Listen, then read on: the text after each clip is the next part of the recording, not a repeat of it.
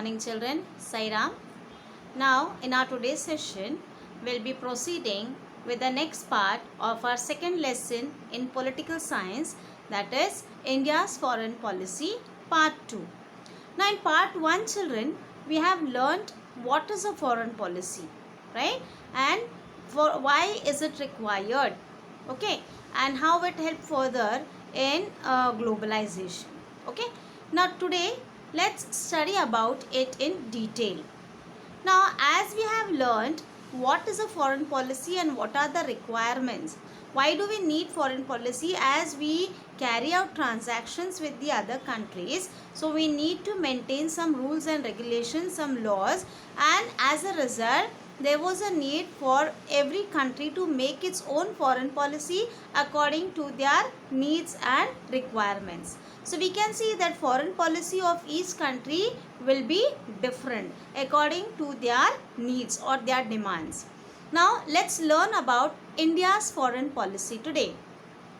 India got independence in 1947, and from then onwards we started shaping the foreign policy, right? So in order to bring about economic development in our country, so after independence the foreign policy was framed independently, as we were before under the British rule. So we had no that independence, or we were dependent on them for certain aspects, but then now it was a necessity for us to make our own foreign policy independently. So the directive principles of state policy have laid down the guidelines about how to shape foreign policy. Now we have learnt about the directive principles in our previous class also, right? So these directive principles of state policy, they had laid down some guidelines of how to make a foreign policy for India, okay? And so accordingly, Article 51 among the directive principles of state policy lay down the broad framework for foreign policy. So as we know that we have various articles in our directive principles. So accordingly, Article 51 among the directive principles of state policy, it laid down the broad framework of work for foreign policy. I know by now you must be aware about the various articles in our constitution, right? You must also be aware about the 370 article, okay, which was recently changed, okay? So accordingly you can see that Article 51 it laid down the broad framework of the foreign policy. Now according to it, India should give priority to safeguard international peace and security and resolve our international problems and dispute by peaceful means. So according to the Article 51 or the directive principles which are stated, its main objective was that India should maintain international relationship peacefully, and also the security of the country should be safeguarded. If at all any disputes among the country, that could be solved peacefully instead of having any war, okay?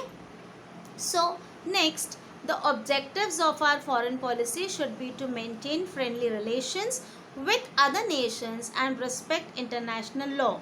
So what should be the main objective of our foreign policy was to maintain friendly relationship with the other countries, with the foreign countries, and also respect the international law of each country.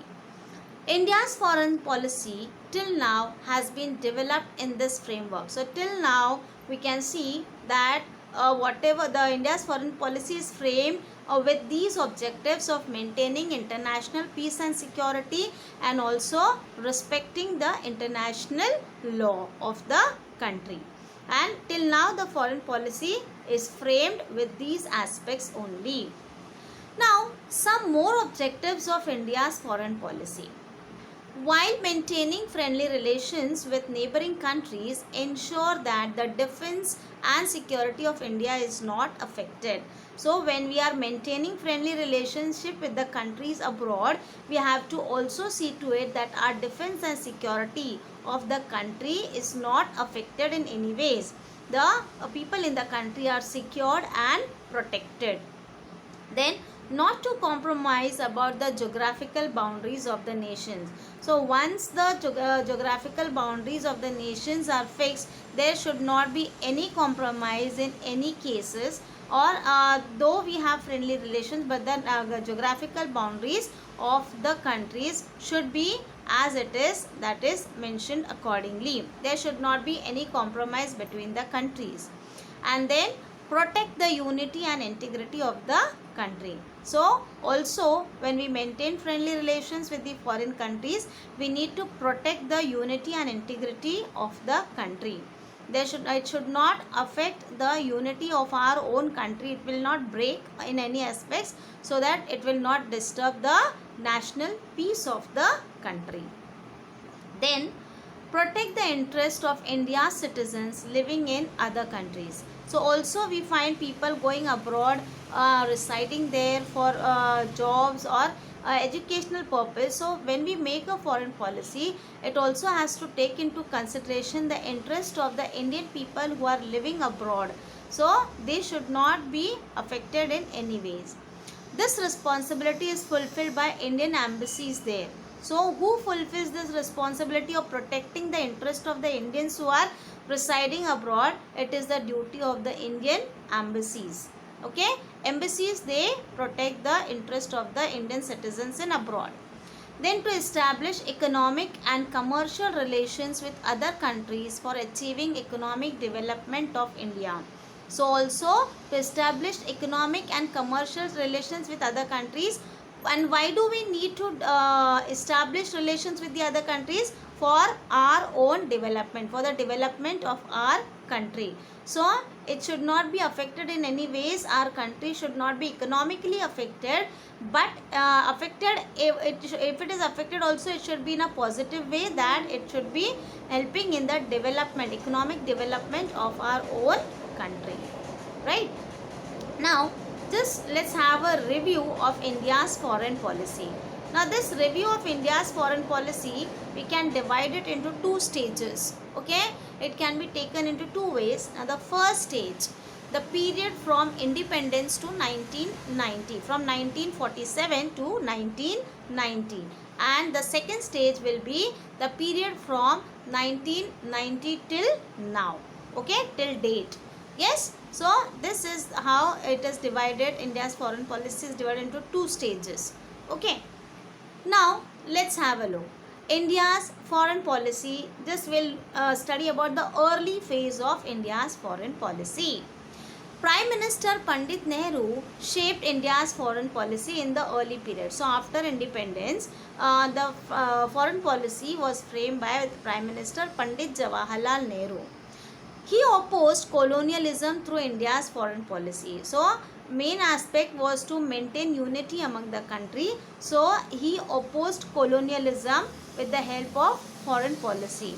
Okay, through while framing foreign policy, he opposed colonialism, and he took an internationalist position and gave priority to global peace and security. So the main aim of the foreign policy he made was to maintain, give priority to global peace and security. There should be world peace and security in all the countries. Then three things influenced India's foreign policy in this period. Now which were those three things? First, we make an effort to understand all international events and developments independently without any pressure from central feature of India's foreign policy. So we should make an effort and think about independently without pressurizing or without being under any pressure of any country or any nation, but it should be our own independent decision in understanding the international events and developments. Then the threats from China and Pakistan were also taken into account. So in this case, while making foreign policy, the threat from China and Pakistan were also taken into consideration. And one more feature of India's foreign policy at this time was the insistence on self-reliance. So its main importance was given to self-reliance, okay, to be self-dependent, right? Then Later, in the beginning, India decided to improve the relations with other countries in Asia.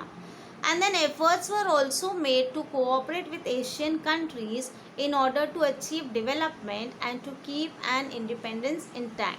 So there were also efforts made to cooperate with the Asian countries and also to achieve development and keep the independence intact. So it should not affect in any ways the independence of our country. And this concept of regional development later expanded to include Africa as well. So along with the Asian countries, see, Africa was also included. Means the development later expanded to include Africa as well. But some Asian African countries participated in the military pacts led either by America or the Soviet Union. So what happened later? But some of the Asian and the African countries, they participated in the military pacts led by America or the Soviet Union. Now, this stopped the process of regional development. As a result, when they joined hands with this military pacts in Asian and in America and Soviet Russia, so what happened? The regional development was stopped. After this, countries of Asia and Africa which did not participate in this military pact supported the concept of non-alignment. This we have learnt in our previous lesson also. These countries, they supported the concept of non-alignment wherein they will not join any of the two superpower blocks, right? Then in this period had to face conflict with neighboring countries. So also during this period, India had to face conflict with the neighboring countries, like war happened between India and Pakistan over the Kashmir issue in 1947-48 and 1965. Also, in the third war that happened in 1972, Pakistan broke apart and independent Bangladesh was created.